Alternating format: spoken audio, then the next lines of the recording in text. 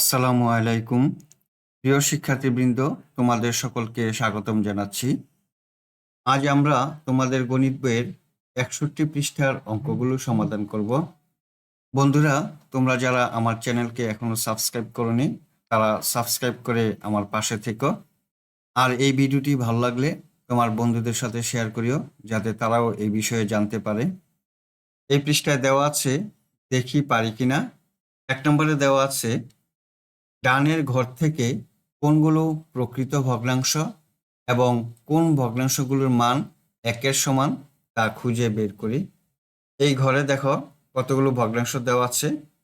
এই ভগ্নাংশগুলো থেকে আমরা প্রশ্ন অনুযায়ী উত্তরগুলো খুঁজে বের করে এই ঘরে বসাবো। ১-এর ১, এই খালি ঘরে প্রকৃত ভগ্নাংশগুলো লিখব। প্রকৃত ভগ্নাংশের লব থাকবে ছোট এবং হর থাকবে বড়। এখানে ৩/২ এই ভগ্নাংশটি হলো প্রকৃত ভগ্নাংশ। এর লব ছোট এবং হর বড়।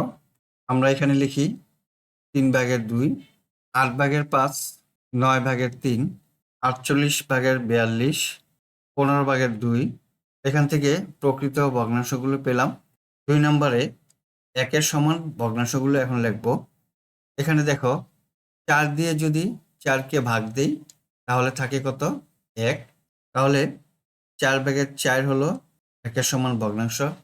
১ দিয়ে ১-কে ভাগ করলে হয় ১, তাহলে এটাও ১-এর সমান লিখলাম ১/১। ৭৬ দিয়ে ৭৬-কে ভাগ করলে ১ হয়, তাহলে এটাও ১-এর সমান। ৩ দিয়ে ৩-কে ভাগ করলে ভাগফল হয় ১, তাহলে ৩/৩ও ১-এর সমান। আমরা তাহলে এই ঘর থেকে প্রকৃত ভগ্নাংশ এবং ১-এর সমান ভগ্নাংশগুলো লিখতে পারলাম। ২ নম্বর প্রশ্নে দেওয়া আছে শ্রেণীকক্ষের মোট শিক্ষার্থীর তুলনায় ছাত্র ও ছাত্রীদের সংখ্যাকে ভগ্নাংশে প্রকাশ করি এবং প্রাপ্ত ভগ্নাংশ দুইটি লঘিষ্ঠ আকারে প্রকাশ করি। আমরা লিখি, মনে করি শ্রেণীকক্ষে মোট শিক্ষার্থী ৪০ জন। তাদের মধ্যে ছাত্র সংখ্যা ৩০ জন এবং ছাত্রীর সংখ্যা হলো ১০ জন। এখানে ছাত্র হবে ৪০/৩০ এখন ৪০-এর ৩০-কে লঘিষ্ঠ আকারে প্রকাশ করব। ৩০ এবং ৪০-কে ১০ দিয়ে ভাগ যায়, তাহলে ৩×১০ ৩০, ৪×১০ ৪০। ৪০ এবং ৩০-কে কাটাকাটি করলাম, ভগ্নাংশটি হবে ৪/৩। ছাত্রী হবে ৪০/১০ ৪০-এর ১০-কে লঘিষ্ঠ আকারে প্রকাশ করব। ১০ দিয়ে ভাগ যায়, ১০-কে ১০, ৪×১০ ৪০। ৪০ এবং ১০-কে কেটে দিলাম, ভগ্নাংশটি হবে ৪/১। উত্তর, ছাত্র হলো ৪/৩ এবং ছাত্রী হলো ৪/১। ৩ নম্বর প্রশ্নে দেওয়া আছে খালি ঘরের সংখ্যাগুলো নির্ণয় করি। ৩-এর ১, এখানে ভগ্নাংশটি দেওয়া আছে ৭/৩ সমান ২৮/। এই খালি ঘরে আমরা সংখ্যাটি বসাবো। এই হরকে যদি আমরা ৪ দিয়ে গুণ দিই তাহলে ৪×৭ ২৮। তাহলে লব ৩-কেও আমরা ৪ দিয়ে গুণ দিব, ৩×৪ 12। ২ নম্বরে ৪/৩ হরকে ৯ দিয়ে গুণ দিলে হয় ৪ × ৩৬। তাহলে লবকেও আমরা ৯ দিয়ে গুণ দিব, ৩ × ২৭। ৩ নম্বরে দেখো হরকে যদি আমরা ৩ দিয়ে ভাগ দিই তাহলে হয় ৩×২ ৬। তাহলে লবকেও যদি আমরা ৩ দিয়ে ভাগ দিই তাহলে হবে ১। আমরা এই খালি ঘরে ১ বসাবো। ৪ নম্বরে হর ২০-কে যদি ৪ দিয়ে ভাগ দিই তাহলে হবে ৫। লবকেও আমরা ৪ দিয়ে ভাগ দিব, ভাগফল হবে এখানে ৩। ৪ নম্বরে দেওয়া আছে হিসাব করি। এই দুটি ভগ্নাংশ আমরা যোগ করব। ভগ্নাংশ দুটির হর ১৫ এবং ৫-এর লসাগু নির্ণয় করব আগে। ১৫ ও ৫-এর লসাগু হবে ১৫। আমরা এখানে ১৫ লিখব। এখন এই ভগ্নাংশের হর ১৫ দিয়ে ১৫-কে ভাগ করলে হয় ১।